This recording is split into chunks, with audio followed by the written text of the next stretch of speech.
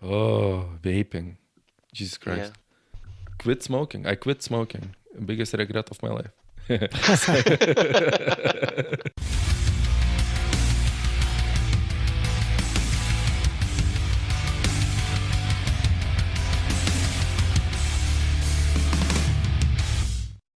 Work for Europe, baby. Albert, what's going on? Not much. Matt's voice with us all the time, even though he's not here. Yeah. Still does the intro for us before he takes off. That's the only time he shows up for the first 5 seconds. So what's going on in your shop these days? You guys been busy? Yeah, we are restoring Fingal's power hammer. We're almost done. We had a test run. We have to change one tube and then we can ship it. We ordered brand new dies, combination dies for it, and we'll ship it, I think, next week or something. New dies. So does he get like different sets of dies or just the standard? No, combination dies. So with a flat die on the right-hand side and a drawing die on the left-hand side. So combination dies. Yeah, cool. Which makes sense for a hammer this size. So you had to have those made, or do they still make those dies somewhere? No, we ordered them from Angele. They're brand new. We want to do a test forging session within the next couple of days because we want to forge with the hammer first before we ship it. But so far it looks awesome. Yeah. So everything works flawlessly so far. So how the hell do you ship something like that? You have a giant steel plate that's pretty heavy on the bottom of that thing. Yeah. Somebody's gonna come pick that whole thing up. Yeah, and they deliver it to his doorstep. So we got a quote for shipping today, which is not too expensive. The first offer we got like half a year ago was 850 euros, and we got one recent offer today, which is 920 from our shop to his shop. So that's pretty good. Yeah, it's good for a machine that size and weight. It's pretty good. Yeah. Yeah, that's what we did. And then I started a big knife, a tuna slicer with 54 centimeters blade length, which has to be done like in 2 weeks. So that's the biggest knife so far. A tuna slicer? Yeah, it looks like a wakizashi, like a short samurai sword. Yeah. So we'll finish. That's what I needed the G10 for. You sent us. Yeah, did you get it? Yeah, thanks. It arrived yesterday. Yeah. So you got to grind your favorite handle material up? I hate it. I was hoping that you have some black wood. Not in that size. Yeah. No, G10 it's a good material for that kind of knife, I think, because it's very robust. Yeah. And I don't know what this guy wants to do with the knife, or sword. So you're gonna bead blast it or something, so it's a little grippy, or are you gonna finish the handle? Just the way we grind it and polish it. Our guests are getting crazy. Yeah, there's all the banter. I can't keep my eye off. It's kind of distracting. Yeah, totally. So I didn't really do anything this week, so let's just bring them in here. Let's do that. We got Martin Huber from Knife Show Austria. Gonna talk about the show a little bit today, hopefully. Yes, sir. Of course we're gonna do. And we got Mr. Baltic Blades filling in for Matt. Again. Oh, so I am the Matt 2.0. And I was 2.0. really surprised. I was really 1.5. I was surprised that his voice is recorded, or he was always listening. I got him on a couple of buttons here on the soundboard here. You got a soundboard for the podcast? Well, it's a program on my cell phone that links up. Okay, cool. It's so professional. Yeah. It's all in the editing. It makes it sound so professional. Big applause to Albert. You will have a lot of editing in this show. I know. Oh boy. So, Mr. Huber, Martin Huber. Yes, sir. We got a lot of people joining the guest list for the knife show, and a lot of people having questions about like how they should set up their table and stuff. I thought it would be a good time to maybe give us your thoughts and maybe some tips of what you think makes a good table, because Baltic Blades will be joining us there for his first knife show, and that's something that he talked to us about before on the show. There's actually a few makers who are attending a show for the first time, like Ed Works from the US, flying over the Atlantic to do his first knife show in Austria, which is, I think, pretty cool. Or like Paulius, or I think there's 2 other people that doing a show for the first time. Actually, I'm a kind of keep it simple, stupid guy in this direction. Some people have like 10,000 stuff up on one table that you can't see the knives because they have so much decorations. So honestly, what I do and what I think is like best for most people, keep it simple. And just have a nice tablecloth. I use a fake leather wrap, for example, a black fake leather, and just some cards, maybe a small little stand-up where there's one presentation knife at the table, and otherwise all the knives are just laying nice, ordered on the table, and that's it basically. And some With stickers, of visible course. prices. Yeah. With very small prices so that people fall in love with the blade first and then see the price. Oh, So you had That is really smart. That is. Yeah. I'm taking notes right now. Get them on Amazon, link on my YouTube videos. Yeah, and also don't forget. I think Ben Camon is also a exhibition virgin. It's I his know he second did time. one before. Yeah, it's his second time. So Second time, yeah. But yeah, and his I first wanted. 2 day, I think. I really wanted to ask, like, from your like from your viewpoint, us as attendees, the makers, how can we help you with the show? How can we spread the word, and maybe you have some action points for us. How to spread the word? Just repost everything you can. You guys actually will get some social media banners that you can post pretty soon, because now we have all the like everybody got accepted that has space now, so we're full. And I have like 25 to 30 people on the waiting list, and yeah, just repost when there's something cool to see, like for example the tickets that are available now since last Friday, I think. Repost that. Repost some cool infos about the show. We will post all the makers now. Every day will be a new maker that's on the show. Will be posted on the Instagram side and Facebook side. And of course, all the makers that are posted, I would love if they would, of course, like repost it, share it in their stories. Talk to people about the show, like tell them like, hey, come to Austria, or hey, fly to Austria, or there's so many people from the US flying over to visit the show actually. I was surprised by so many people writing me like, yeah, book the plane tickets. I'm like, okay, cool, where are you from? Yeah, USA. No way. And I'm like, No what the fucking way. heck? And I thought I'm stupid to fly over to the US just to visit a show, but people from the US are coming over and being awesome. And yeah, it's That's so insane. overwhelming about all the people writing me. Like, I'm basically working since like 6 days on show only. Maybe like 3 hours of work during the day, and all the other stuff is like taking phone calls and shit. Just to make sure that the show will be running good. And man, it will be so freaking awesome.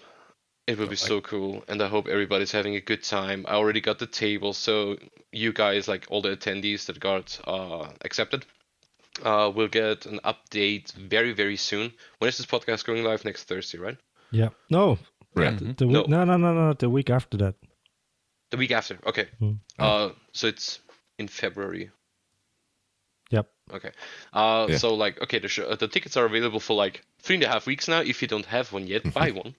And also, I've got a special thing that I talked with Keith about for the podcast. We will be giving away, or you guys will be giving away, 4 tickets, 4 weekend passes for the listeners of this podcast. Awesome. Yes. How are we gonna give them away? How do we wanna work Basically, that out? like follow the Knife Show side and follow the podcast side on Instagram, and I don't know. You guys should just comment under the posting where it says Knife Show Austria on the podcast with the beautiful Baltic boy and Hell yeah. this weird Martin Huber knives, dude. And comment under it and get the chance to win. A week after the podcast, we will give away the randomly to one of the commenters. The 4 different commenters. Right? We will got- 2 by 2, so like 2 tickets twice.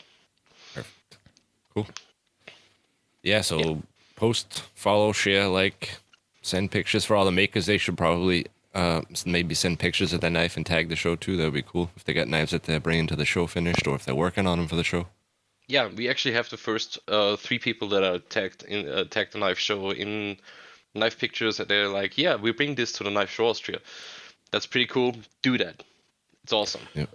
And these posts with the where you are revealing the makers that are going to be in there, are these just tagged on Instagram, or are they also collaborative posts? The problem is with collaborate posts, I can't pre-do them.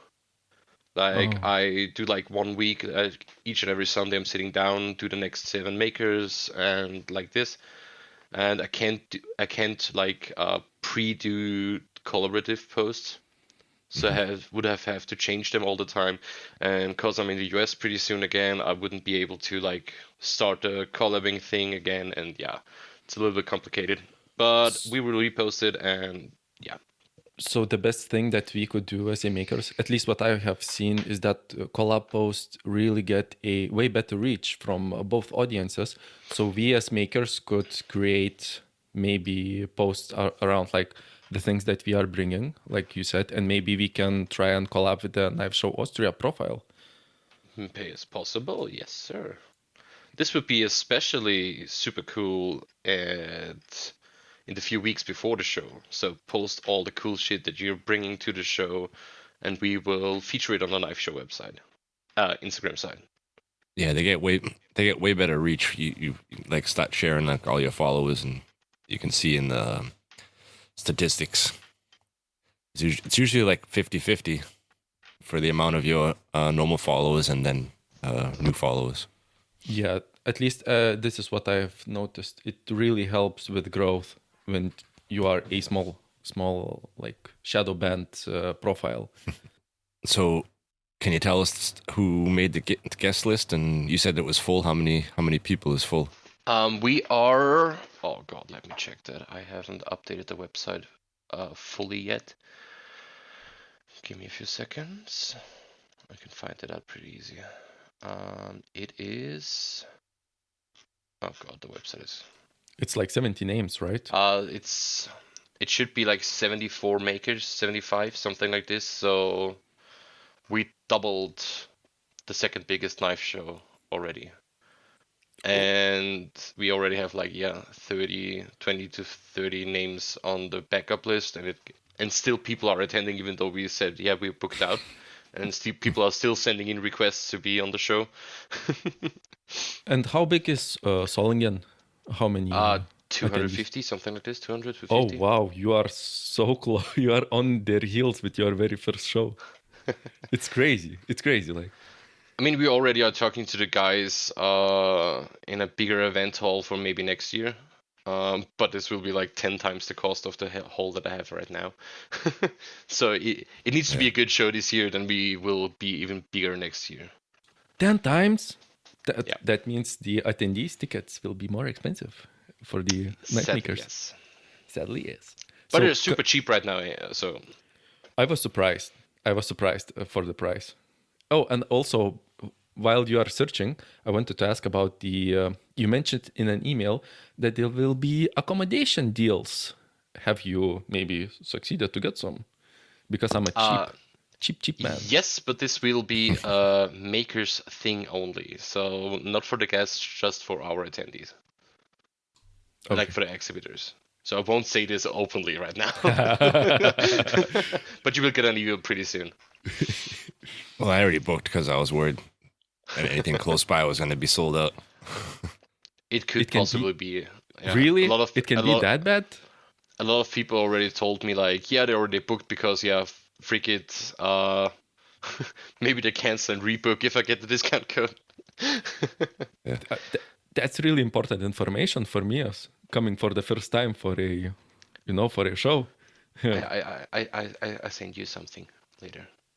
I mean, that happens in Soling, and like immediately, as soon as the show's over, I start looking for next year's hotel Yeah, room. we already because- have our villa booked for next year, for this year. Yeah. Very good information for me to know. I'll send you a message later. Thank you. Sure. So what you bring, Mr. Knife Material? Tell us everything you bring to the show. Oh, this is. You want to talk? You want to talk about this on the show? Yeah. Will you bring Ultem? I heard that you will have Ultem. Will you have it at the show? I will bring it to the show. Hell yeah. Will you have Apollo Forge on the show? I will have an Apollo Forge on the show. I'll have a Revolution Grinder. I'll have all of my normal stuff that's online. Plus, I got some glow in the dark G10 stuff showing up soon. I don't even remember. I order so much shit, and then it's like Christmas every day. Stuff just arrives at my house. I know that feel. Like, ooh, I forgot I ordered that. Yeah. I just got 3 packages full of wood 2 days ago, and I was like, oh yeah, true, I ordered that.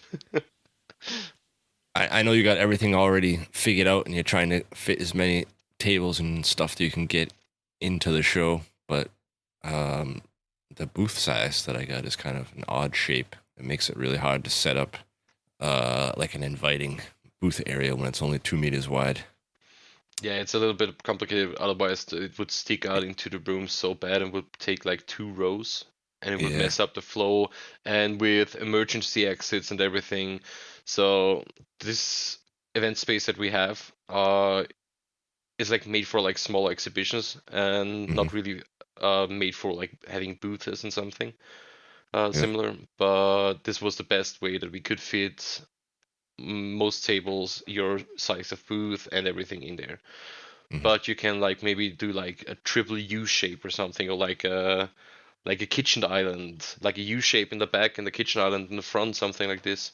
Yeah, that's kind of what I came up with. I like made some sketches on paper and shit, and then I went to AI and just told them this is the size I have. Show me different layouts, and it like spit out like 5 different possibilities. But I still, like you said, the U shape, and then like a one main table in the front somewhere, something like that.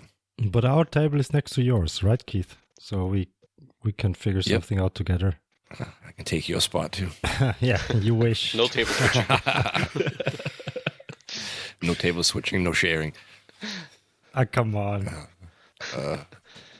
Well, I'll send you the invoice.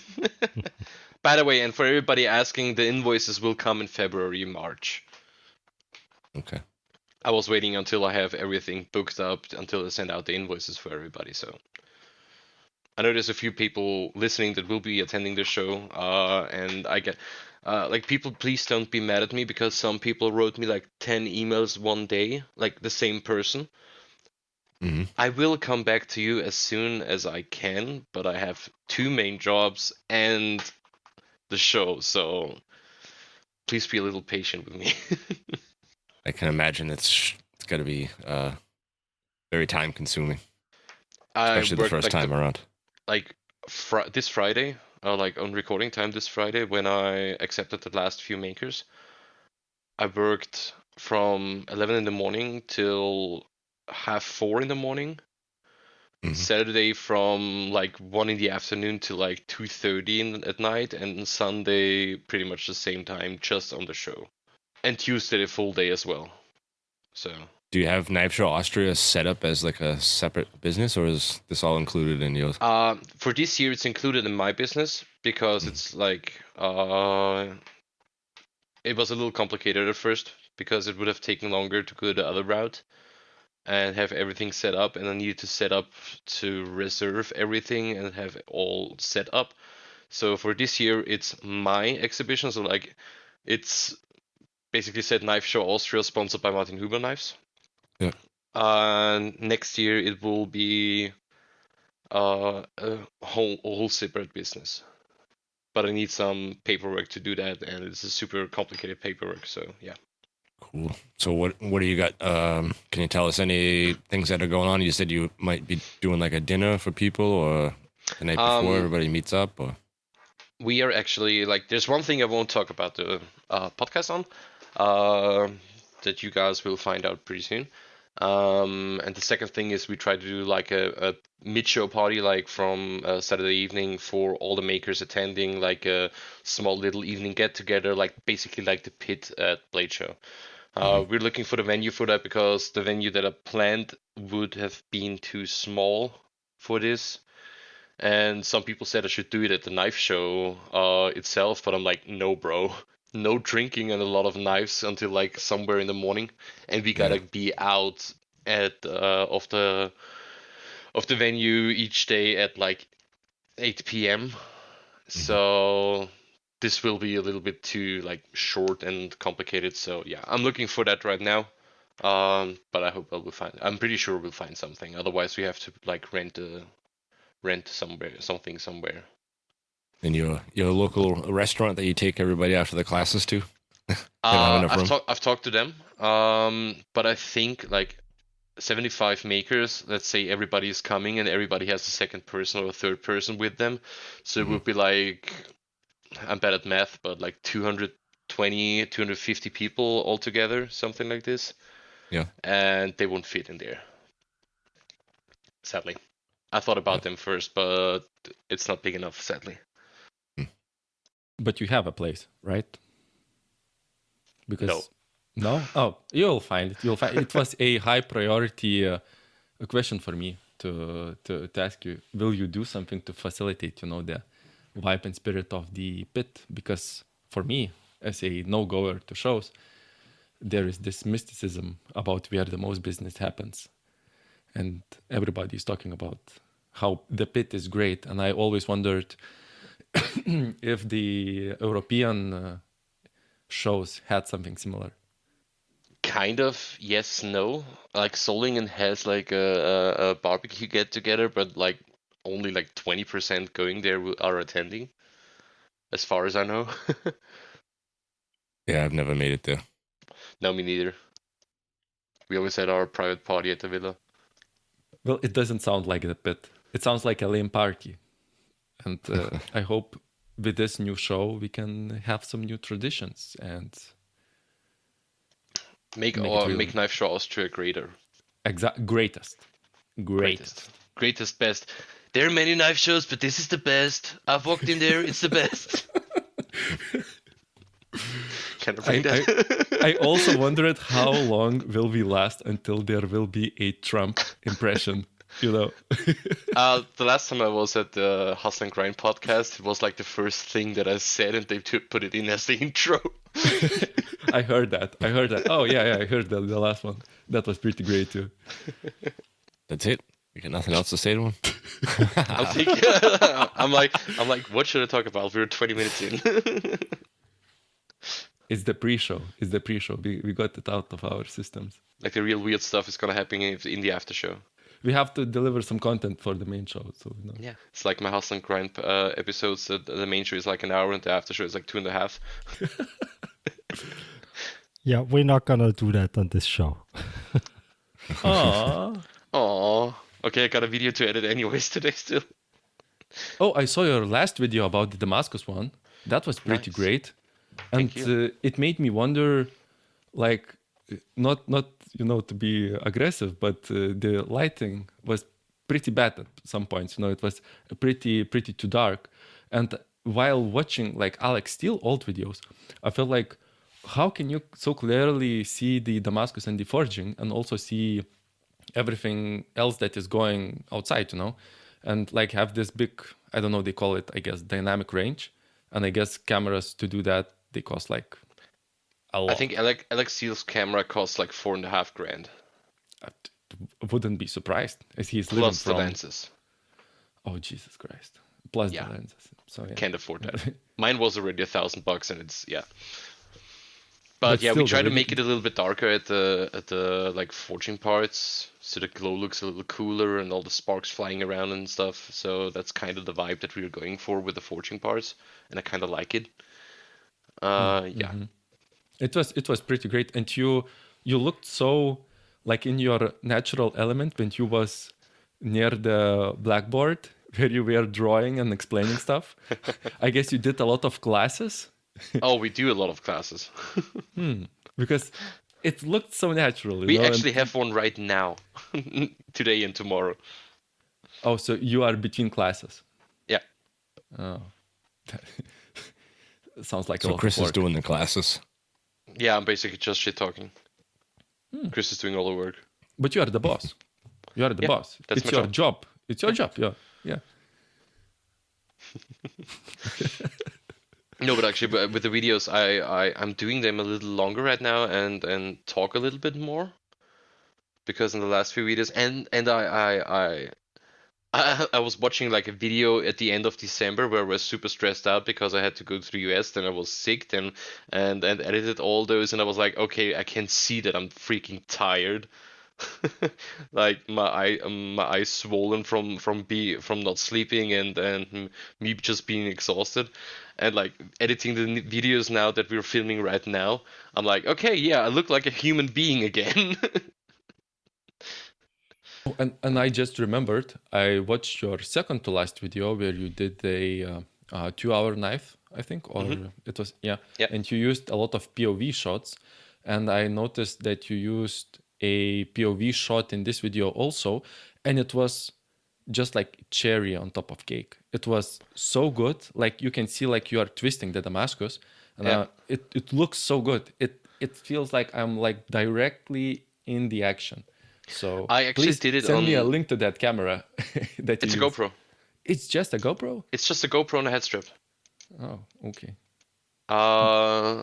But yeah, I actually did a lot of POV shots on the 2-hour challenge because my camera guy was sick, and so I had to do and like doing a 2-hour challenge plus all the camera stuff. It's like super exhausting and super like stressful.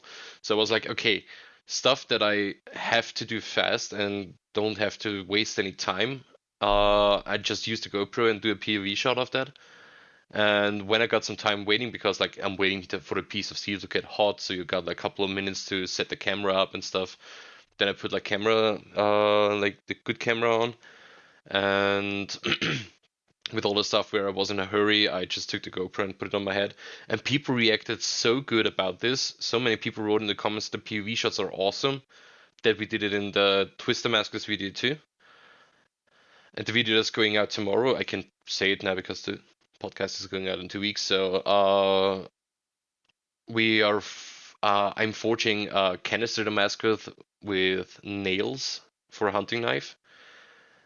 And yeah, I forgot to put on the GoPro. Like there's I think one POV shot in the whole thing, and I totally forgot about it. And the video that comes after that we already like nearly done filming, I forgot all the POV shots. So yeah, my bad. But it really adds to the action, and I watch almost every one of your episodes, videos. Almost. I'm not a member, so I don't see member specials. I only see advertising for them because I'm cheap. I'm cheap. That's why. If you're a member, you just see me basically complaining about stuff. Oh, that's nice. And telling That's people nice. that they broke into our shop and stuff. Yeah, I saw that one, and I really wanted to buy the membership, but I remember that I am very cheap, so no, you won't get my euros. And what I wanted to compliment you, Martin, because while watching your videos, I noticed that you put way more and more time and effort into editing. You do a lot of small cuts, small shots, and showcasing the same process from very many different angles. And I try to do a little bit of YouTube now. And I like your videos, keep them coming. yeah, sure. And I love on the last one that you said, yeah, I'm just doing this video so Martin Huber can watch something while he's eating his dinner. Yes, I did it. I did that for you. And guess what I did while watching it? I knew it. And what I wanted to say is, when you do those videos and you work in the same place every time, and you do similar steps, you tend to find places from where you can get great shots. There is great lighting or great perspective, with minimal effort. But then in the long run, I feel like there is, if you get too comfortable with that, and then the videos start looking the same. And I don't get the same feeling with yours, because you can clearly see how much effort on editing and taking different shots you add into every video. So maybe you have an idea how much time it took when you started. We are doing like a few months the YouTube, and how long the editing took. And now after, I guess, a year and a half, something that close approximation, how long now the editing takes on like these videos. The funny thing is, it takes me even longer right now, but I'm like on way longer videos and way more video material. But yeah, the first videos that were super simple and super like easy to edit, kind of, took me like, I don't know, let's say something between like 6 to 20 hours to edit. And now it takes me like, 10 to 20, 22 hours, depending on the project and how big the file and everything is. And yeah, they are way better now. So different angles, and that Mo is filming everything is super cool. Because That having is somebody insane. film you while working, it's like different angles, and he switches positions. Like I'm forging out this one heat for the Damascus build, like forge welding and forge drawing out the billet, and he's doing like 3 angles for this. Well, I could just do it by myself at one, because tripod, camera, zoom in, start, and he's like walking around doing different shots. And since Yeah. he's filming, like you can see me more, like my face expressions and stupid stuff that I'm doing, while like working on stuff, because like he can react to everything I do. So when I drop a knife, he's like, oh, he dropped it, looking at my face with the shit, I did it again, and looking down at the piece again, looking at me again, like get my immediate reaction without me having to point the camera a different direction or anything. Mo really adds like a lot of value Yeah. to that, because like this ability to move and adapt, it really changes the pace and flow of the video, and it is so way more pleasant to look at it, and it is less predictable, I guess, because when looking at other makers or myself, my videos, there is these chapters where, oh, this is the setup angle for this is the setup angle for that, and these are all static shots. And when Mo is filming, and even the little movement in the camera, it really adds to the dynamic of the video. It adds so much, yeah. Yeah, your YouTube is really, looking at it critically, it feels like it's really picking up, and the content is getting way, way better. And it wasn't bad before. So it's like, yeah. I love when I get comments that they're like, yeah, I watched 2 videos of your channel and I really liked it. And then I saw your subscriber count and I thought like it should be at least like 100 times more than that. And that's always the things that make me really happy. Make your ego grow, Mr. Fancy YouTuber. Yeah, then I freak up a video and it gets like 500 views and I'm like, shit. But the Damascus one did really well. At least I saw it. It was at 10K views. It's a already. 10K, something over 10K right now, yeah. Yeah, it's pretty good. We have a few videos that like shot up super, like when I was at Demolition Ranch in December, when I was at the range day with all these big YouTubers, this video grew out of nothing. Like it exploded so fast. I wasn't jealous at all. I wasn't jealous at all because you got the MG42 next generation to shoot. I wasn't jelly. I used it in the military. You used to be. I used it. Yeah. I saw a picture of you with the camouflage and all of that. I was a truck driver and machine gunner. Machine gunner. Oh, damn. I heard that is a hard profession to drag that thing around. 13 kilos unloaded. That's fine. That's fine. But it makes it worth it when you can pull the trigger and it goes brrrt. But you are always, like we call it in Lithuania, like the machine gun nest. There is always a team of 2 persons, right? Yeah. One is so you have always a mate. Yeah. Yeah. Carrying ammunition and barrels and something. Yeah, and suppressive fire is really fun. It's it's just guys being dudes, you know? Yeah, true. Just some guys being dudes, dudes being guys. Yes. Building my fortification. This is my fort, and now bring the machine gun. And you blast them. Blast him. Hans geht's Flammenwerfer. Yeah, exactly. This is my favorite quote. I like that we took over the podcast, by the way. Yeah, Yeah, I was just thinking that. Take over. I'm gonna make some file guides while you guys finish the podcast. Okay, I call you when you're finished. Yeah, no problem. No problem. We got loads of themes to chat about. I mean, I think it's the second time that Paulius and I ever talked together. Did we? I think we had one small phone call once, like 2 years ago, and that's it. No, we did. Maybe we did had a phone call. I don't know. I sent so many voice messages to come on True. that it's almost a podcast of itself there. It's embarrassing amount of voice messages that we sent back and forth. But with you, Hubert, I think we just chat. I don't think that we had ever a call. So it's really, we are talking one-to-one now, the very first time, and it's fine. Maybe it's just the voice messages. Could be too. Yeah. Yeah, it could be. It doesn't matter. It's great radio, great radio. Yeah, we talk so much on the other platforms. But yeah, and I wanted to ask about. I heard that you are preparing for a lot of other shows, not only for Knife Show in Austria. whole Austria. Not only in the whole Europe, I would guess, because it's way closer to Lithuania, but also you are preparing for other shows like in America. You are going often to America, and you said you don't have time to work on your knife making, and when do you make those knives that you should bring into the show? I have an employee for that. Nah. Oh, right. Totally forgot. Sorry, Ambrose. No, actually, my week is basically like the 5 days official work. It's basically consisting of Monday is always like from 9 to 12 in the morning. I'm like shipping stuff.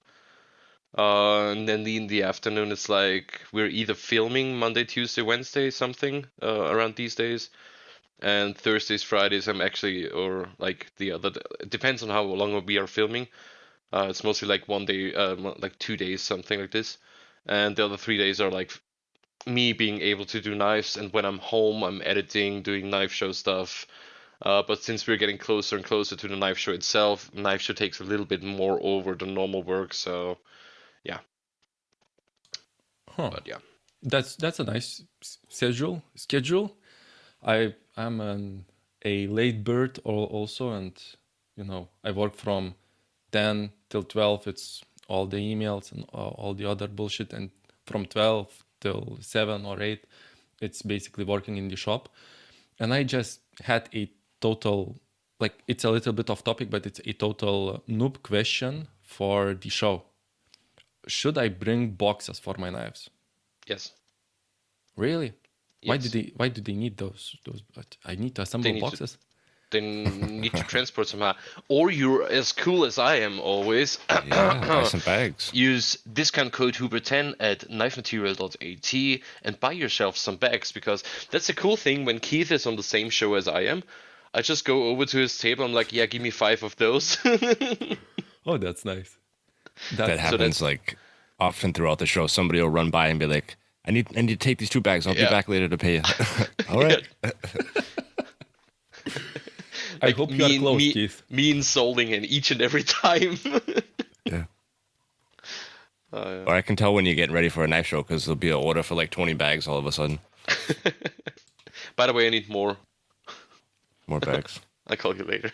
But I was thinking, all of my knives have sheets.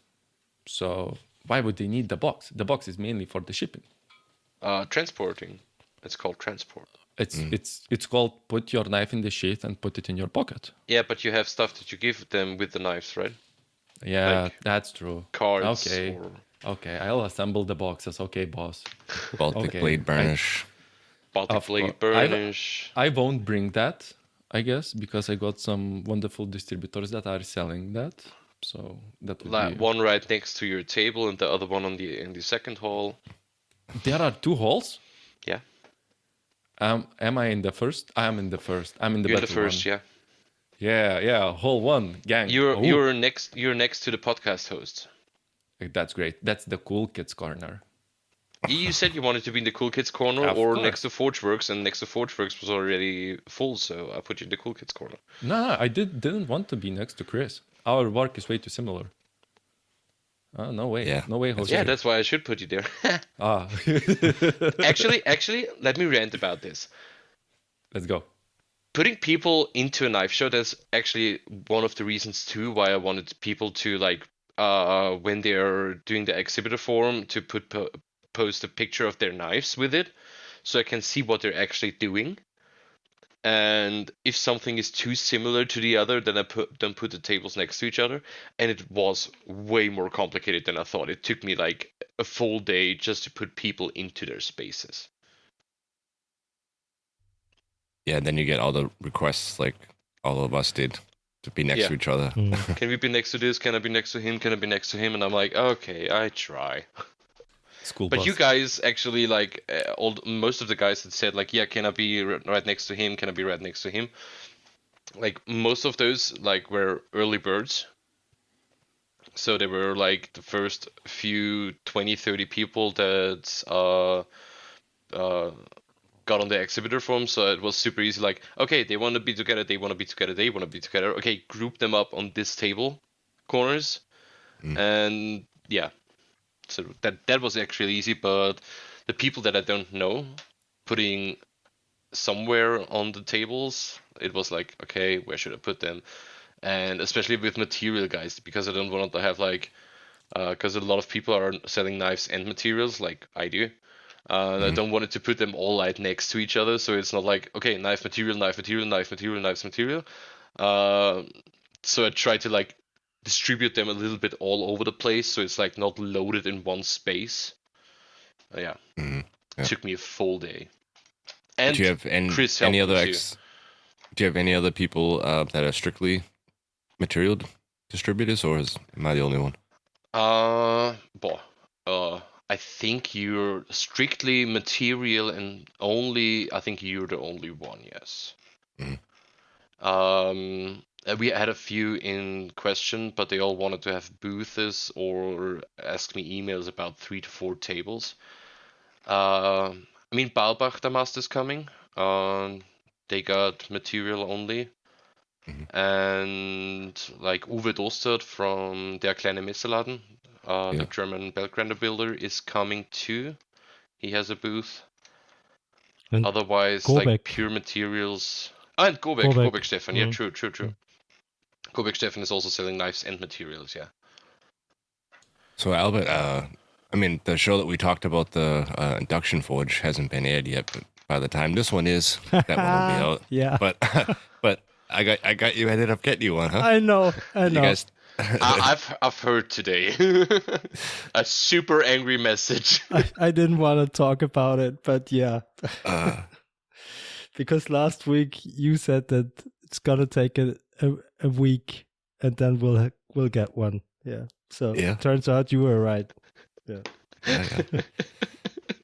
I was waiting for this. No, Sid, he wouldn't stop messaging me about the electrical requirements and what he needed and everything. And then I'm like, you gotta you gotta upgrade your house to a 40 amp 70 electrical 70 connection. Yeah, but it's weird. I don't know why it's advertised like that. He doesn't. It was 65 amps or something stupid. Oh, by the way, Apex Ultra is coming too. That's another Materials. whole materials yeah. table too. Because I'm looking at the attendees list right now. That'll be cool because he doesn't do many shows. Hey, Martin, why did you get an angry message today? Because of the induction forge. But why was it your fault? Or why? It wasn't. No, he was angry in the message because he hated it that it doesn't work, and so. But he's happy that you guys get it. But he hated it for being so wrongly written on the website where he bought it from. Oh, okay. So he was misinformed by the website. Okay. Mm-hmm. I mean, he was pissed off and not angry. He was pissed off because he was fooled by the website. Yeah. Oh, Stefan Steigerwald. Stefan Steigerwald is also selling materials and stuff. Yeah, he's been looking at that forge for a year. He's had it already, so he's already had it in his head that he was going to have this induction forge set up. Yeah, but true. He will get a good deal. I mean, everyone who knows us knows that we are very generous. So Yeah, I heard he's coming by, and he said I should come by too. He was inviting me. did he? Yeah. Yeah, he's coming by, and he will get loads of stuff from us. So You guys already have the right power hookup and everything, obviously, in the industrial building. yeah, we do. Shouldn't be a problem. And did Andy want it right away when you told him about it, or was he against it? Andy told me. Okay. Andy told me that we are getting an induction forge, and I said, "Really? We're just talking on the podcast last week about this." He said, "Yeah, he just struck a deal." I said, "Okay, awesome." I just go to Andy with that information now and skip you because he always says yes right away. Yeah, that's right. Except for the Apollo forge, I wanted the Apollo forge, and he didn't. So I can't wait. Yeah, that'll be the best video ever from Martin Huber's coming up soon. The very best. It's the best. It's the greatest. Everybody wants one. It's the best. but which Apollo forge are you building? The one with the PED or the one without, Keith? Without. Okay. Without. Because the plastic started melting on us already of the valves, so we have to. Plastic on the valves. Yeah, there is this plastic whatever cover in front of the valves. Do you remember? Oh yeah, where all the wiring That's the goes in, yeah. That's the transportation stuff. Yeah, if I built one again, I would make the 2-inch tubing for where the fan blows through the tubing, and make that longer so you can get all the electrical stuff further from the forge. Yeah, yeah, that's what we're gonna do to fix it. Yeah. Yep. Do you guys already have a piece of tubing, 2-inch tubing? I don't know. Don't think so, but that they're easy to find. So. Yeah. So when are you guys building the Apollo forge together for YouTube, Martin and Keith? We have to make a date whenever he's got time. I don't know. I think I got some time in February 2027. Yeah, I was gonna say after the show, maybe. I don't know. We can do it pre-show too. I already talked with Mo about it, and he just said, "Yeah, let me know the dates, and we can see if he got time." It's behind me. I got everything together. I just need to get the bricks.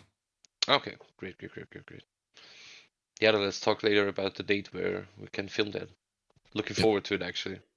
But the build should be a very quick process, right? How long does it take you to assemble an Apollo? Not that long. I mean, most of the stuff I got already laid out. There's a few things like on camera that we should probably do. Like I didn't tap all the holes yet, or just so I don't know, so you get some shots of it actually being the holes tapped out, or like just some of the stupid stuff. But I don't know.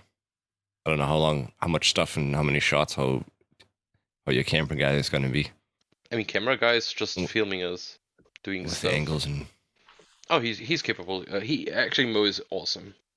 But how long is the actual build gonna take? Is it like an hour or even less? Yeah, I would say about an hour. Okay.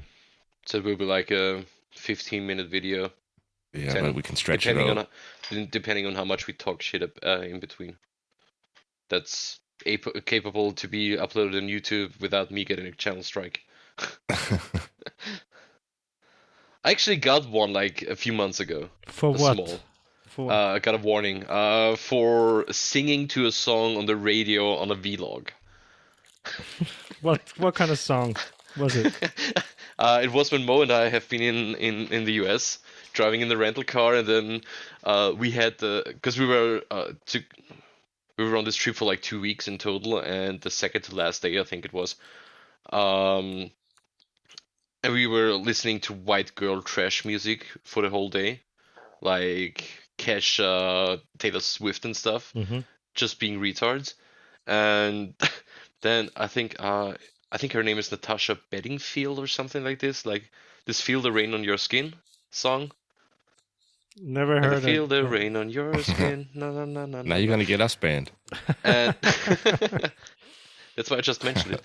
And and yeah, I was uploading it, and I just took a 20-second clip of it. Like Mo filmed it for like 20 seconds without me noticing or half noticing. And I was like, yeah, that should be funny. I uploaded it, and YouTube sent me an email like, "We deleted your video because of this and that." I'm like, what? So I had to re-upload it without music. And they said, like, if you do this once again, you get a channel strike and can't post for like 2 weeks. Really? That's retarded. Like not even just a we can't monetize it. No, a full we can. You have to because it's Sony Music, and Sony Music is super super into striking people for stuff like this. Yeah, I heard. I think Albert you mentioned somebody on Instagram that got fined for using music. Yeah, $3,000. Yeah, Fined? You can get they don't fined, joke around. Yeah, you Yeah. can get fined if you use copyrighted music on Instagram. but it's there. I know. It's their music and they provide it. Yeah. I know. But But not if the artist isn't providing it and Yeah. you still use it because it's playing on your phone or something like this. Exactly. You can get sued super bad. And the more views these videos get, the bigger the fine. Yeah. And the fine was I think- $3,000. Can you imagine Yeah, for I think- one song? I think there was a problem with a Hollywood movie once, where they have just a car driving by with a song in the background that you could hear, that wasn't scripted, and they put the scene in that gets sued for like 2 million or something. What? Yeah, people are That's crazy. That's insane. But Yeah, just well, making money out of stuff. at least my reels don't get that many views. So wait, no, Yeah, it's just okay. $2,000 for you. Yeah, it's fine. It's $2,000. Yeah, rupees. What? Oh, by the way, talking about getting fined and stuff. Did you watch? You said you watched the last video. I have to go to back to YouTube again. I'm sorry, but you said you watched the last video. Did you see my ad I saw all of that I your made ads. Yes. The ad that you made. in the last video? That was in the middle of the video. No, in the end, where I tried to put wax on the handle, like the super Yeah, where you Baltic dipped. blades burnish. Yeah, you dipped your finger right inside the, and yeah, I saw that. Yeah, and it was the whole thing, the whole skit that I did with reordering it and stuff like I this, love yeah. that. Yeah, of course Yeah. I saw that. I've got so many messages about this because people loved it. I actually sold like I think like the day after it came out, like I think 8 or 9 of Yes! those. So Yes, congratulations. this was Look, dude. I even left a comment that I am very happy that I watched it till the end. oh yeah, true. I thought you meant the Forgetting. outtakes. No, outtakes too. But like the skit itself was really Yeah. great because I knew that you were sending it to yourself, and like the way you dipped it, like your finger went right to the bottom of the can. I'm like, oh Jesus Christ. But to be honest, to be fully transparent, I feel like it did some injustice to the end grain handle. It looked so good, but because it's end grain, it tends to darken It a lot. darkens. Yeah. Yeah, even from water or whatever. But the wood, when it was totally dry, dude, it looked so good. That wood was really good. That's a big problem with the end grain, yeah, sadly. Yeah, But it's so nice. yeah, it looked amazing. It looked like something else. Like it didn't even look like wood from the grains how they went. It looked like a Persian carpet or something like that. It was insane. So yeah. Oh, and I also wanted to ask you, just because we are going on a tangent, back to YouTube and back to the show now. You said that, if I remember correctly, there will be a contest for best kitchen and best outdoor knife, right? Actually, there will be a third category. Yeah. Please What's spill the the beans. third one? I Spill think the I can beans. talk. I think I can talk about this now because it's really going out in like 2 weeks, so like 6th of February. Yeah. Okay, then I can talk about it. We have best kitchen knife. Mm-hmm. Then we have best outdoor knife, And then and then we have Best handle best- supplier. Keith. You know I win that.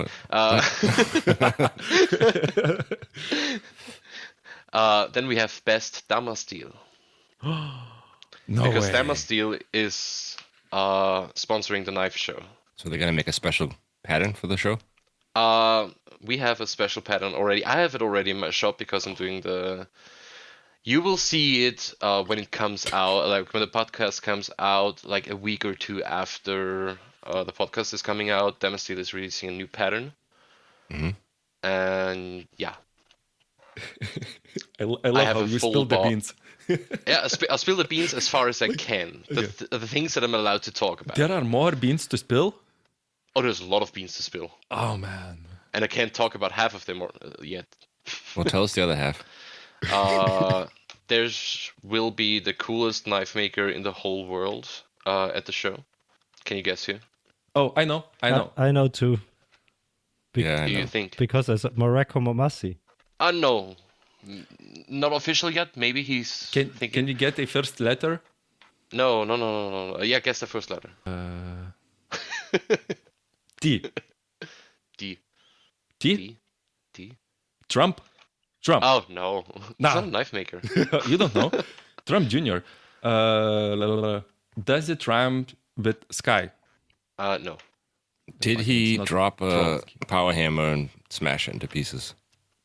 Not confirmed yet. Is he Polish? Yes. Kurwa Two, mać, but- Trotsky.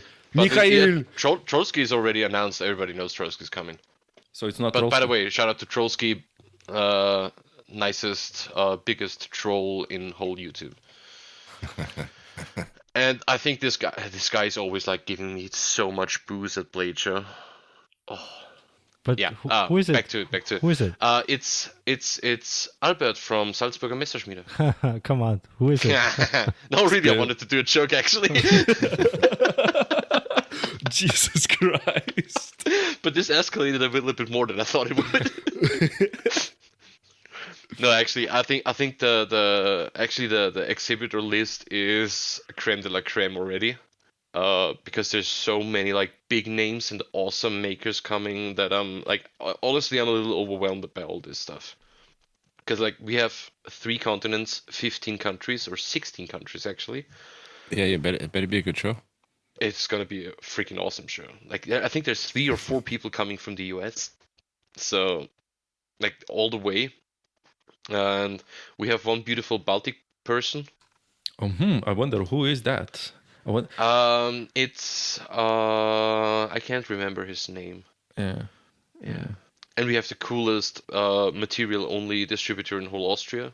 Martin Hubert. I said materials only. Materials only. I know that guy. Apex Ultra. No, Keith. Of course. Oh shit! When this podcast is coming out, the show is only double digits of days away anymore. Oh shit. It's like Yeah, what are we 106 at now? days now. 106. Mhm. Maybe I should start Clock's to ticking. prepare already. Are we gonna stop preparing 2 weeks before? I have no idea how many knives I should bring. Is it like 10, 20, 50? Are you flying or know. are you driving? Driving. I'm driving 1,200 driving. kilometers. Yes. Dude, just take the airplane. It's cheaper. Nah, I want to travel more around Austria. Visit maybe visit you, maybe visit Keith. I would definitely visit Benjamin, Albert. okay. You know, want to see my. Okay, yeah, then the car is the buddies. better solution. Yeah. Just hope my Volvo with 500,000 kilometers on the odometer will make it. It's a Volvo, bro. You can smash it against 3 trees and it still will make it. Nah, it's not that Volvo. It's Oh, the Volvo when Ford has bought it. You mean like, Mom, can we have Volvo? No, we have Volvo at home. Yeah. It's still from 2002. It's very old. So we'll see. So I did not ask my question actually about the true. outdoor knife. You know, you said that there will be a category now for Dama steel, and I wanted to know like the how it will be judged. You know, I'm a maker who makes like mainly stainless steel knives, who does like these outdoor knives that are a little bit into the tactical sphere. Let's say it like that, and I wanted to think about what the criteria is I need to think about if I want to submit one of my knives. Should I make it from Dama steel? Is it then in 2 places? In Dama You steel? can put it in both places. You can put the Damasteel one in the normal one or in the Damasteel one. But if, let's say, if I make the same knife from Carbon Damascus and from M390, and these are both steels that I buy, in sheet form, it for me as a maker, it doesn't really matter. Just one is etched and the other is not. Like, how far should I go to make the knife fancy so it would win? Honestly, go as far as you're comfortable with to deliver the best knife that you can. That's the thing that I can tell you.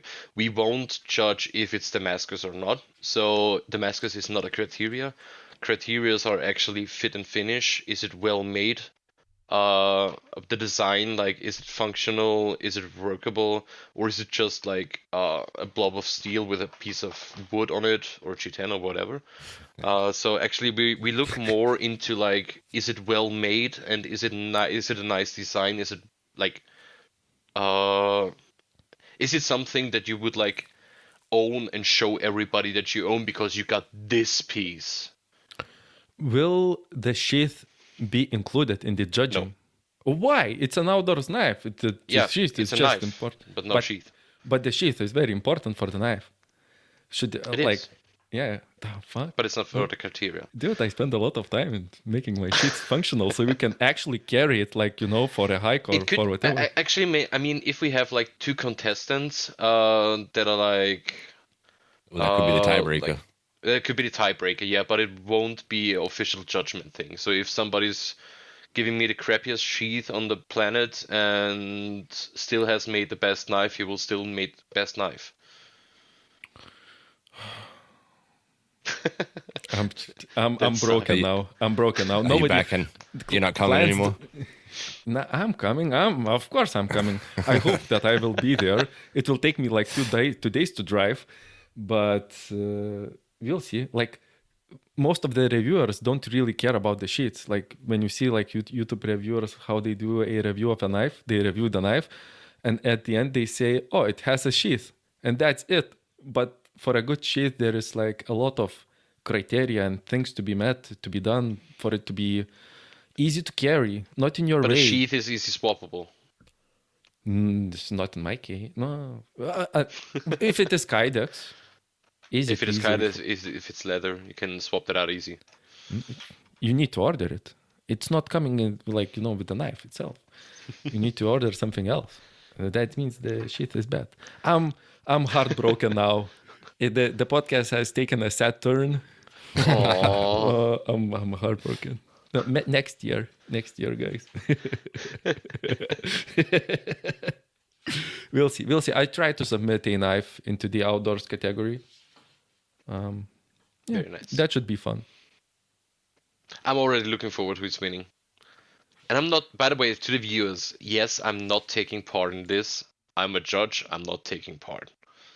Because you won't win. Yeah, when you are taking part, I won't win, no. Albert, what you doing? Who's gonna be on the jury?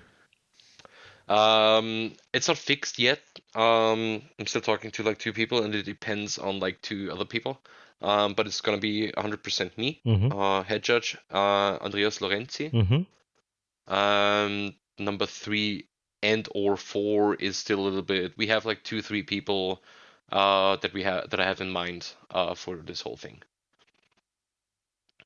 By the way, not everybody has to take place in this. It's not like in Upsitz where the judges are going through and looking at your table and you just have to give them something. It's like you have to bring the piece to a separate room where they will be judged. So if you don't want to take part in the whole blade award thing, knife award thing, you don't have to. Okay. Even though I would like to see a knife from Keith in there. I should have started last year then. Exactly. It takes you so long to make a knife. I just stopped by my shop for like 2 days and we figured it out. Talking about stopping by your shop, you had a guest, Martin. I saw on Instagram that Hudson was visiting you. Oh yeah, from Canada. True. How long was it your place or shop? He stayed for 3 days. And what did you guys do? Shit talking on the first day because he arrived at like 2 in the afternoon. Second day we forged a lot of Damascus and stuff, and I actually taught him how to really forge Damascus and not freak it up while doing it. And on the second day, I forced him to finish the first knife of his trip because he's on a 2.5 month journeyman kind of trip, and he hasn't finished a knife in like 1 month. Mm-hmm. And I'm like, okay, you have to finish a knife now. And I saw he finished 2 at your shop, right? Yeah. Mm-hmm. Yeah, those look nice. Almost finished. Almost finished? Yeah, he needs to glue on the handle still. Yeah, I true. think. He didn't glue on the handle on mine as well. Yeah. But he is stopping by next week. Okay, so he's coming back to your shop. Yeah, he's coming back Okay. for like two days or something like Mhm. this. All right. Maybe you could tell who Hudson is, because me, as maybe other listeners don't know. Hudson is a young knife maker from Canada.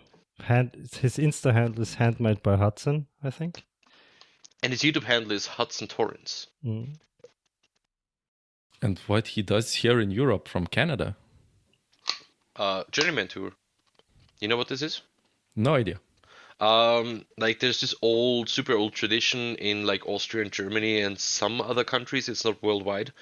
It's like back in the days when you finished your journeyman degree, you went on, as we call it in German, Walz. It's basically like you're walking around, trying to work for a few weeks, days, months, depending on how long you stay or how long you can stay or how much you're learning, at different other companies that like do your profession. Like for a blacksmith, you go to other blacksmith shops, work for them, learn something from them. So basically, you even grow your knowledge.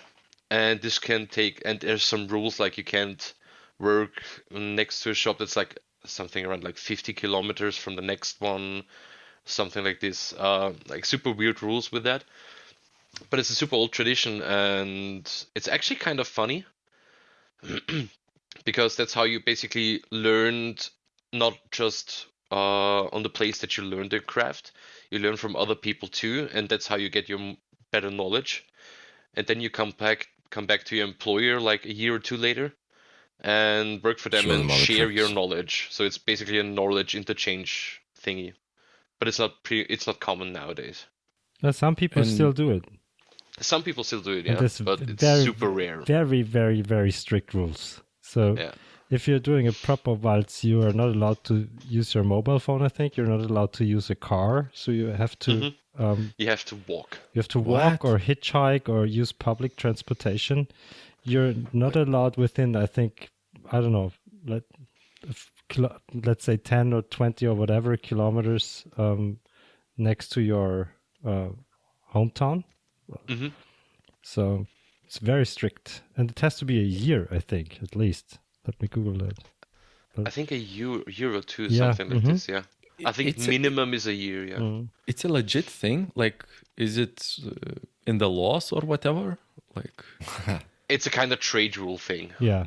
trade. But you said it's very strict. So, like, the employers need to manage it. It sounds like from a Stone Age for me. Now, are people who do it take it very seriously. That there is no, as far as I know, there is no official law. It's like work religion kind of thing. It's like pilgrimage for to become a master at your, or a journeyman at your thing. You have to do this, that, go around. And it sounds so strange because you explained it. It's like an Austrian thing, but he's from Canada, soon to be America. But, it's so strange. Actually, when Trudeau went down, he was at my shop and he was celebrating.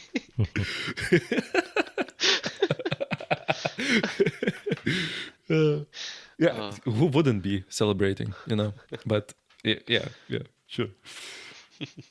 So he's now traveling through all of the other makers through Europe. He's just contacting them and going on and learning from everybody that accepts him. Basically, yeah. Oh, that's interesting. That's like super fun. I honestly wished I would have done it back in the day when I was finished with my journeyman degree, because I really thought about doing it, but yeah, I couldn't afford it. And you don't walk anywhere. Because you can't, because like at the rules. Hey, I wasn't that fat back in the days. Really? I'm fat now, but not back in the days. I'm big boned. I'm big boned. No, I'm an honest person. I'm fat. The more attractive to gravity. Yeah, That's about it. more sexual mass. You are American. Almost American. I'm looking up from my two computer screens, and I'm having an American flag over my PC. So kinda. Like, how did the guys in Bleacher call me? The Austrian American redneck or something like this. That's very accurate. But you are the second Austrian that I know that is fascinated with American culture. What's the second? So you are the second one. Yeah, who's the other one? The first one is one of the most famous Austrians is Arnold. He was really fascinated with American culture. Oh, okay, yeah, true. Yeah. It was like That's a why big he thing. moved there. Yeah, it's a big, and became a governor. Like, Jesus Christ, that guy's life is crazy. So, but like thinking about the travel and the vaults, as you say, I cannot imagine this happening in the Baltics because we don't have that many people who are doing this stuff, or we don't have even these deep traditions here because we were occupied for a really, really long time, So there isn't such a centralized thing. So it wasn't even a thing here. So it's really interesting to hear about it. And I think you get stabbed. I did what? No, forget it. Everybody just got sidetracked from the comments going on here in the message Yeah, section. I love it. I love the comments. So sad that people cannot. It's good that people cannot see them, I would say. But hey, Keith, at least put some pants on when you post that picture. Yeah. I'll try. I already took a screenshot of your name, your podcast name. It's gonna be the thumbnail picture for the podcast episode. No, use the thumbnail that I sent for the baker image, because I sent it to Martin and you. I thought it was There's a striking resemblance. Oh, really? I thought it. It is, yeah. Yeah. But he has the best. He does his little videos, and in the background, he's got the picture of Kramer. The background, that's the best.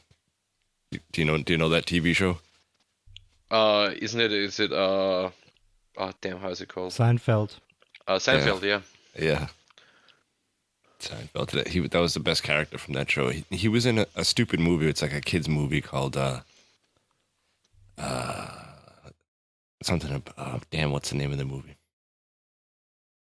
It's about like some kid that gets into trouble all the time, and like nobody wants him. He goes from like foster home to foster home, and he like becomes infatuated with this serial killer, and the serial killer is Kramer. And it's if you've ever haven't seen the movie, you got to watch it. It's like his best acting. It's like the same character he plays from Seinfeld, but he's like the bow tie killer, some serial killer that goes around. It's funny as hell. I never watched Seinfeld. I'm too young. I'm 33 years old. No, it was never a thing here. Yeah. Wait. How old are you? 33. You're over 30. Oh yeah. I will be Jesus' age this year. Actually, it's pretty close to the show. And yeah, I'm 32 and I will be 33. And Pre-show or after show? Pre-show. It's it's April. Yeah. Not April. April 28th,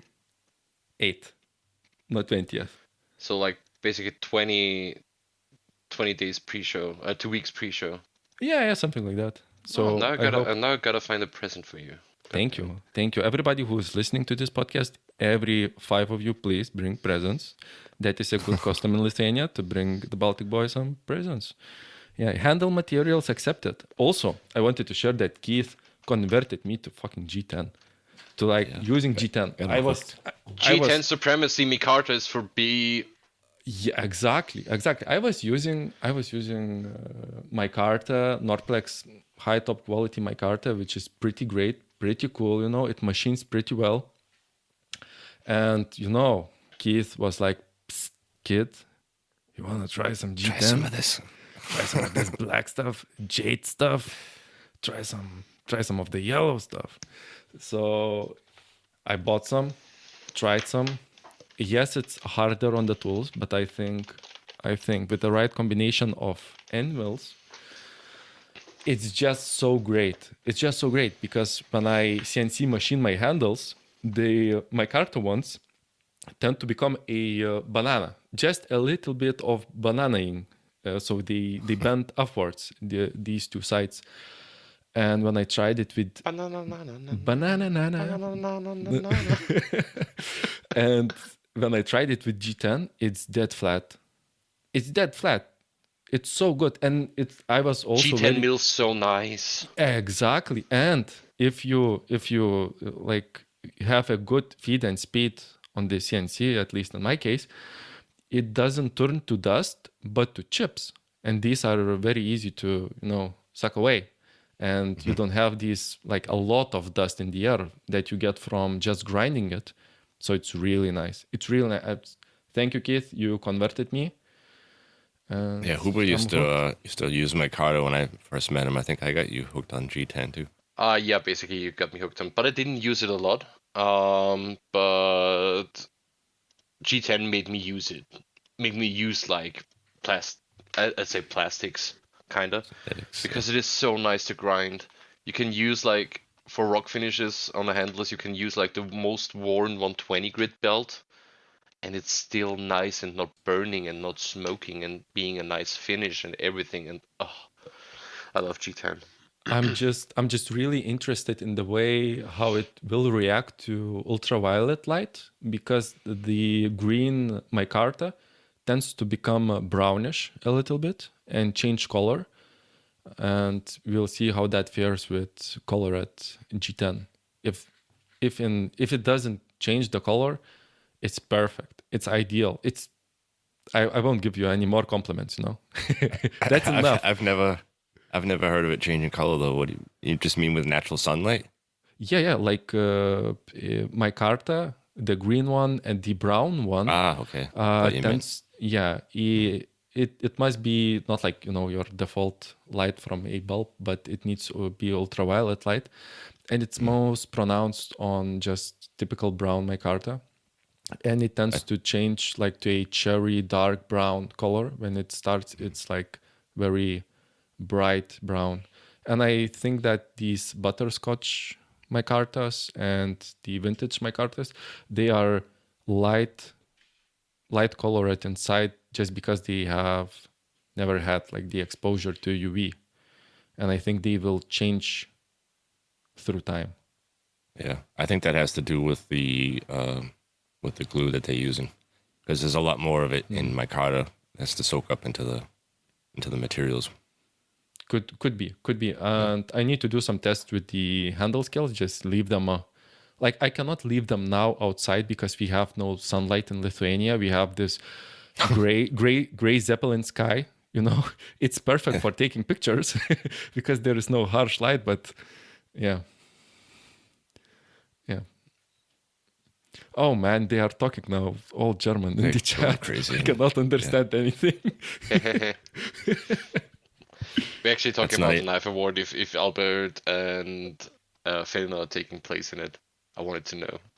That's not German, by the way. That's Austrian. I don't care. It's German. It's German. Because even if you try to copy and paste it and get it translated, you're not going to find a translator that'll figure that out for you. Yeah. That's our secret code. And the cool thing, like, so many Germans don't understand our dialect either. If we talk like super bad, so like we could like it's with always so Forgeworks, cute. that's always funny. It's always so cute with Forgeworks when we're on the villa, because we are like 4 people from my company and him in a villa. And when we were talking to each other, because we were talking something, and he's like standing right next to us, like, I want to talk with you guys, but I can't understand anything. And he's like, the next country over, I'm from like the other side of the world, and I get it all. Keith, that's a funny thing about you. You're German. You speak fluent slang, but your like proper German is so weird. It doesn't exist. Yeah. There's English and Austrian slang. And Okay. I thought I had an upper edge because I understand a little bit of German. Well. I'm in a whole lot of trouble now. Oh, and I wanted look again. These questions come to me about the show. Like in these shows, and especially in Austria, I think it's like important for the cultural background. Is Cash King still there? Cash is king. Yes. Really? Nobody uses card? Cash is king. Because People use card, yeah, but cash is king. So I should have a card reader. No. I would bring it, yeah. So I would say no. If they mixed can't pay signals, for guys. it, they need to go to the ATM machine. Yeah, but the next ATM is like 2 miles away. Yeah, but I need to have them change and the small coins. And the small coins suck.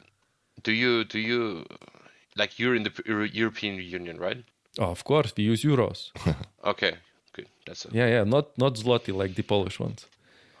We use normal currency now. Or the Swedish still use the crowns. Yeah. There's actually a lot of Swedes wanting to come to the Knife Show. That's so and cool. Poles. Oh, and Poles? Really? I saw Poles. that Emil is coming. I really want to meet him too. Oh, he's like 3 tables away from you. Good. Because he makes outdoor knives. That's good that he's 3 tables away from me. You have one doing outdoor knives right next to you. No way. But completely different style than you. It's Alp from 63 HRC podcast. I know him. Oh, so cool. I wanted to meet him. He puts really He's your cool table music. neighbor. He puts really cool music on in his stories. Oh, I should talk to him about sponsoring his podcast. Because this podcast has already a sponsor. We do. We have Pelican Paste. It's our sponsor. Do the read. I This is throw you a ball. It's your point now to do the ad. Yes, I throw you a free ball and you are like fumbling it. Don't fumble your balls. I'm trying to think if he's up to date on his sponsorship. I don't know when it runs out, but we'll throw him a bone here. You. WFI Europe is sponsored by Pelican Paste Premium Hardening Wax. 100% food safe and all natural, Pelican Paste is the best way to protect and enhance your blades. Whether you prefer hard wax, soft wax, or Pelican oil, they have it all. Also, check out their new Shop Hand Salve and Grit Soap to keep your hands working as hard as you do. Go to pelicanpaste.com or check them out on social media for all your needs. Also, please note that no pelicans were harmed in the making of this product. Pelican I Paste. love the safety advice at the end. Yeah, exactly. So if this deal doesn't go well, Keith, give me a call. Yeah, we'll work something out. Maybe. I'll have my people contact you.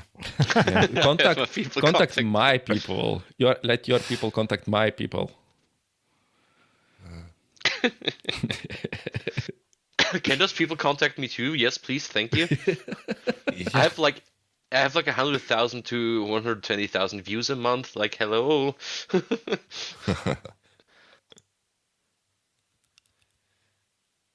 I need a big sponsor. A big sponsor. That's By the way, keyword. if you're listening and you have a cool company and you want to sponsor the Knife Show by giving me money to make a bigger advertisement so Knife Show gets even bigger, call me at info@knifeshow.at. If Vivor calls you and says, review this welding machine or a fridge, would you do it? If they give me 10 grand, yes. They would give you the fridge. No. 2 fridges? Maybe. and let Ambrose do the review. You don't need to be the main star, you know. I'm waiting for Raid Shadow Legends. Raid Shadow. Oh, that would be cool. That means you made it. Yeah. Or something. Because they pay big time. Really? As soon as you see, all those phone app companies pay like a lot of money, but you have to read the script 1-to-1 as they send it to you. Otherwise, they won't sponsor you. But they pay you boring. good for it. It's not as cool as my knife material ads or my Baltic burnish ads. So. Oh, what ads? No ads. These That's are all because you get genuine. free range on how you want to make the ad, Yeah. Yeah. so they come out better. Free range is always cool because it can be as stupid as possible, and stupid is always good. And does Or this some people call stupidity it funny. is this stupidity planned? Do you have like scripts for your videos, or like what you want to try? Do you have like a big stupidity notebook where you take like your stupid notes about how to be stupid, and I should do this sketch about I can promote this and promote that, or is it mostly spontaneous when you are doing the video? Most of the stuff is spontaneous. Like the idea from me shipping Baltic Burnish to myself because the can was empty was really when I opened up the can and I saw like, oh shit, it's empty.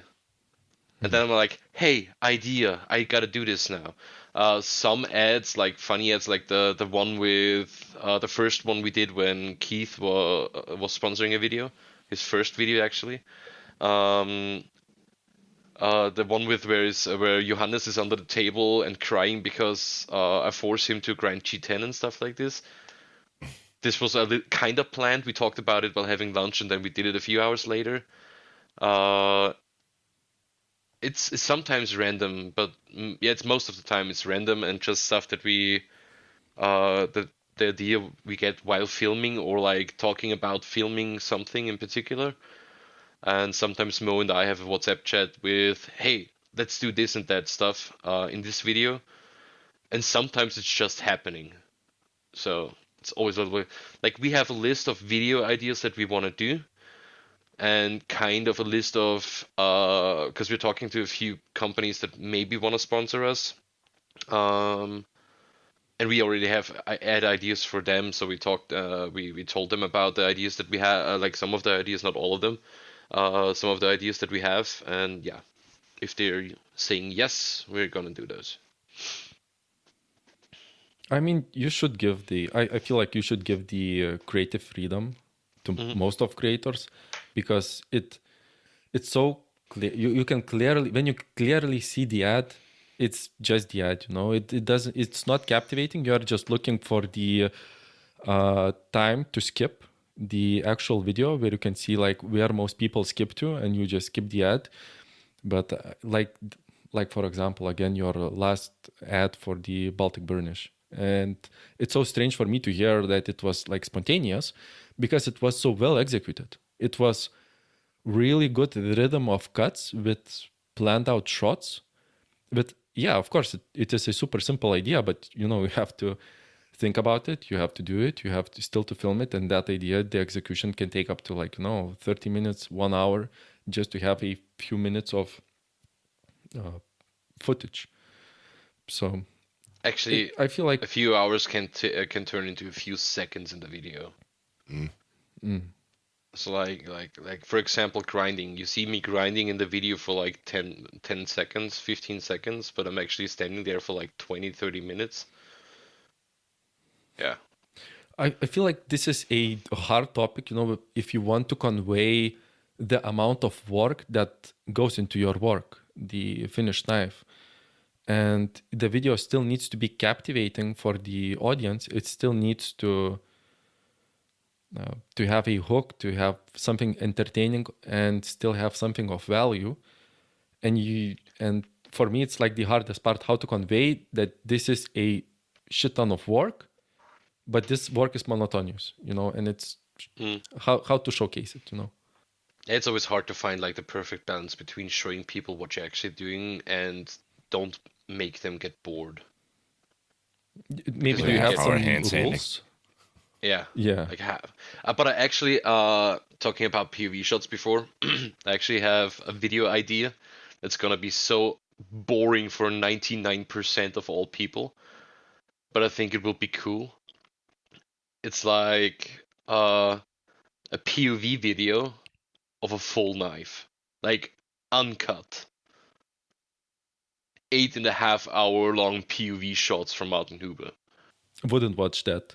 I wouldn't watch that. I watch that every day at my workshop with my Yeah, POV. Exactly. Yeah. That's what I mean. Like, don't think people would watch it, but it would be so funny.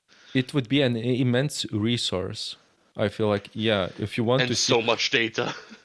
exactly, maybe it's a good idea, like if somebody asks, "Oh, Hubert, why does your knife cost so much?" And you Stop link calling me Hubert. Stop calling me Hubert. Martin. God Sorry, damn it.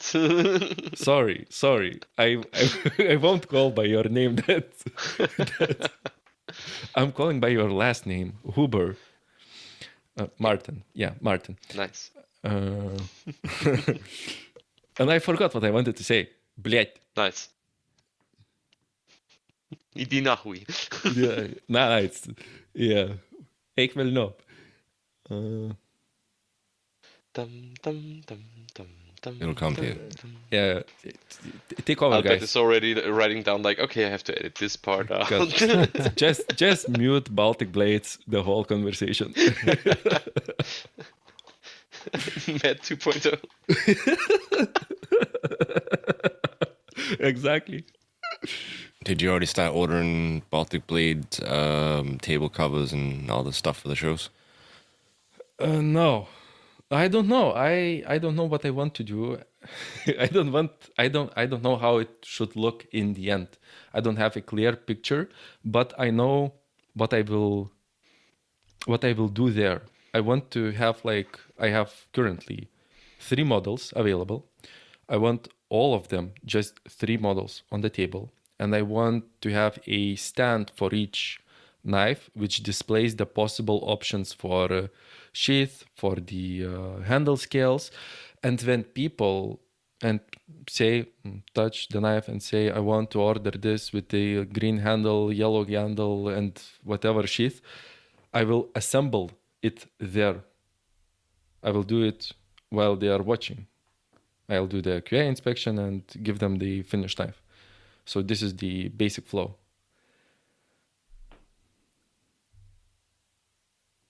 Some feedback would be nice. I got Is this a stuck good thing, reading yeah? stupid comments again on the side. Just dudes being guys. Oh, man.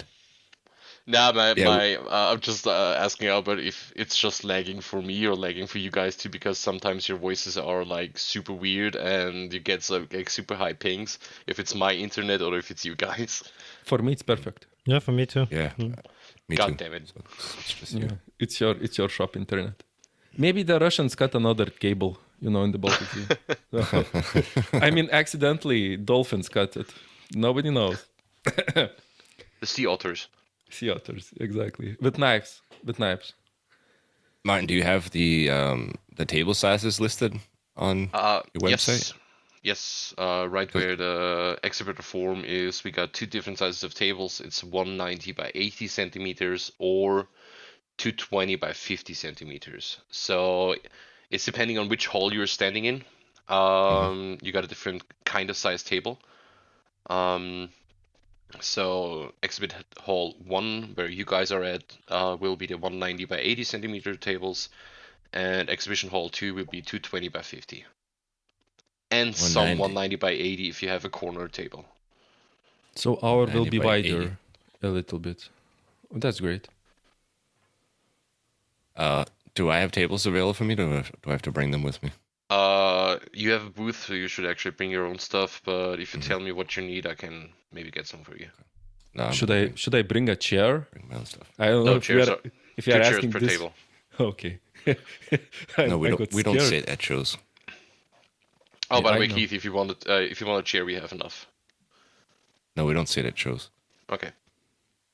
Albert, if you want a chair, you Yeah. get one. I might need 2. Okay, perfect. So Keith, you were asking about the linens and the backdrops. Maybe you have some suggestions, because the most headache for me is like, what should I have behind me, if at all anything? Because people from like 3 meters should know what brand is there, how to communicate that. Maybe you have some good examples of that. That's tough. I mean, if you don't know the show already, you might not have room behind you. It might be the walking space behind you, or there might be a table right behind you. I'm checking. Yeah. It's like between your table and the one behind you, there's like 2 meters. That's a lot. So Not so for good. for a backdrop, it's maybe a little bit cramped. Could be possible. Maybe bring one if you have one, but I don't know if it's possible. So I guess tablecloth and maybe Tablecloth and maybe like a stand on the like a small little table pop up, like a small one. table pop-up. Yeah, like a sign, a small little sign on your table with like here you can get super Baltic handmade knives from the nicest, most beautiful Baltic knife maker. If I know what would be interesting, if I would bring a something smaller than a chair and I would stand on top of it, I would be higher than everybody else, and everybody would see me. How tall are you? 185. Okay, I'm still taller than you then. So of course you are taller. You're like 2 meters and don't fit in a plane. They have to ship you in 2 parts. Bro, I pay some like when I'm flying alone, I'm paying for extra like for premium economy. There's $200-300 extra just to have a flight where I can feel my knees after. That sounds terrible. The people the people who suffer the most in traveling, they travel the most. So Yeah. Like this guy that reposted the video from is a friend of mine. He's like 7'1". That's like 2 meters 10, something. I like think this. I saw that. Yeah, first class, right? Yeah, and he's got no space in first class. It looked cramped. It looked really, really cramped. So, But he's a super nice guy. He's one of the nicest dudes ever. And how tall are you? Like 193, something like this. 193. So I should bring a 7 chair. feet 1 is 215. Holy freak. 215. Oh, that's a basketball player in Lithuania, right there. I should bring a bigger chair, and I would be super tall, and everybody will like, "Oh, look at that tall guy," and come and look and see my knives. It's great marketing.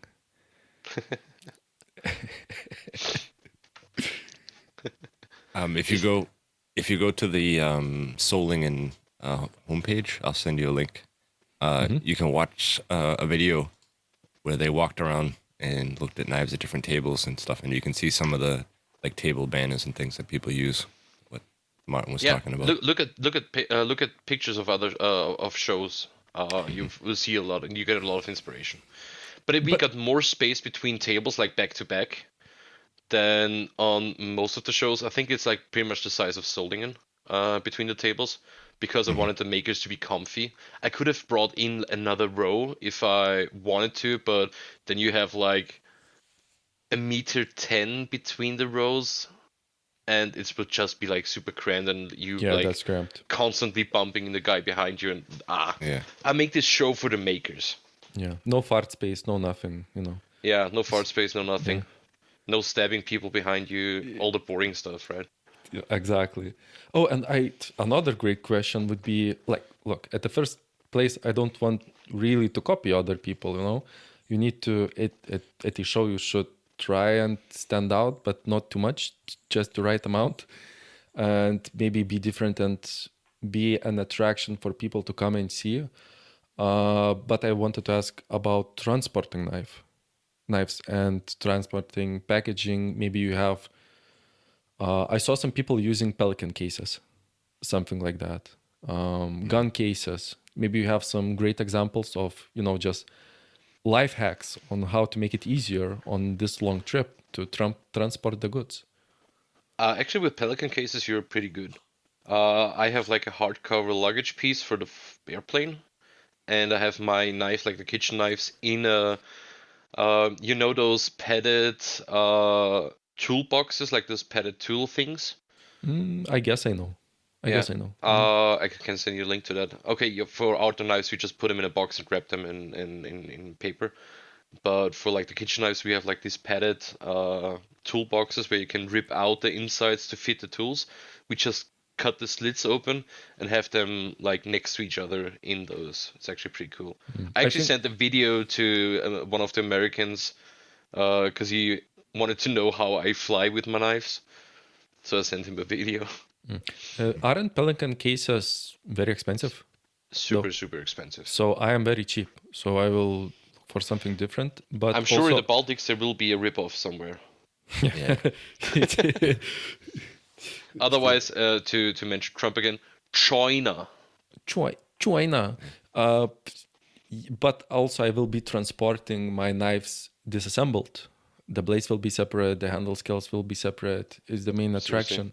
Yes, because as I said, the main attraction would be that you can see me assemble your knife on the table. That would be pretty. And then screw up, slip and scratch the whole blade. Oh, sure, And cut whatever. yourself. It's then signature piece. Ooh. You know. Hello, Glistened by blood. give me another $50 more now. Yeah. You can take this exquisite piece. But I don't know. I feel like when they see the process, I will do what I would like to see at the show, what would be interesting for me. And that would be maker putting in the last 1%, 2% of assembling the knife and making to the spec that I want. And maybe I would bring like order sheets, where you can choose the model and the color of the handle and the color of the Kydex sheath. You just tick some places, you see how the end sum comes out, you give me the order, and I just assemble it there. And instead of just talking to other people, I would be also showing the craftsmanship that goes into the assembling of the knives. But you will Yeah, I have think like that's a finished cool built idea. ones on the table, right? Yeah, of course, because they can, as I said, there will be only one of each model with the variations of the handles behind them in a like display, where they can actually see how they look. And they can touch the models, they can handle it, see it, they like it, they don't like it, it's ergonomic or not. And if they want to buy it, it's the nice thing. And I feel like one of the selling points of my knives is the ability to customize them, to use a huge variety of handle scales. And the handle scales can be interchangeable, or for my Angus scalpel, you can also choose from a plethora of paracords, which is pretty easy to tie, but you are putting that extra little bit of effort that the person buying it can actually see it, witness it come into existence, I will be standing at your table for like an hour and make you wrap 10 different paracords on it because I want this. Oh no, I want the other one. Oh no, I want the other one. That would be a separate order for each, and you would have to pay for everyone. Oh, God. Money first, dude. Boring. Where's all the fun? The fun for me, of course. You could be juggling those knives. But by the way, Albert, Keith, I got already the name for this podcast episode. Knife Babble. It's Baltic Blades asks Martin Hoover everything about knife shows and YouTube. And there's also Keith and Albert. Ayo, look, if I don't ask questions, then they talk about only the boring stuff. It's the important stuff that you need to know, I got like the organizer of the biggest show in Europe right here, and I can ask anything I want. Don't do wrong advertisement. Say the coolest show, not the biggest. Oh, sorry. I said the biggest. It's the same in my mind. It's the coolest. Only because I'm going. It's the coolest one. Yeah, sure, you make the whole show complete. Thank you. Finally, the recognition that I deserve. Yeah, so we are hitting the 2-hour mark in a few minutes. Is there anything from the show that we missed, that we didn't talk about, that you want everybody to know? That Paulius didn't ask yet. Yeah. Where to get tickets? Get your tickets at knifeshow.at. There's also, because I got this question, there's in the menu you can switch to English. I did all the work to make it to dual language, so use it, and don't write me an email that you can't understand German. You can buy the tickets at in one of the corners. You will be switched to my website, so it's like written 5 times there, but people don't read. You will be switched to my website because it's still under my name, so buying the tickets will be on my website, but you can get the link on the Knife Show website or on my website at martinhooverknives.at in the online shop under Knife Show Austria. Tickets are available now. The pre-show, like the pre-order tickets, are super cheap. It's like $10 for the whole weekend. If you go to the show and buy your ticket there, you pay way more. So get the pre-order tickets, come by, stay high. And by the way, if you're thinking about bringing your mom to the show, because it's Mother's Day in Austria on this day, I don't know if it's in other countries too. On the 11th of May, it's Mother's Day. Bring your mom and she will get some goodies. I have another question. Oh God. Can I bring somebody else mother?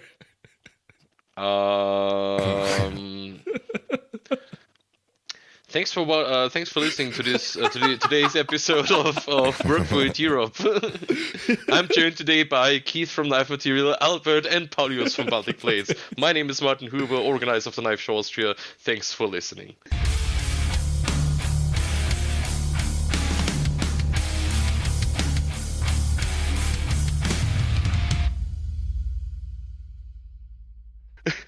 Perfect. You have to cut it off like that. It's beautiful. A beautiful show. I love it.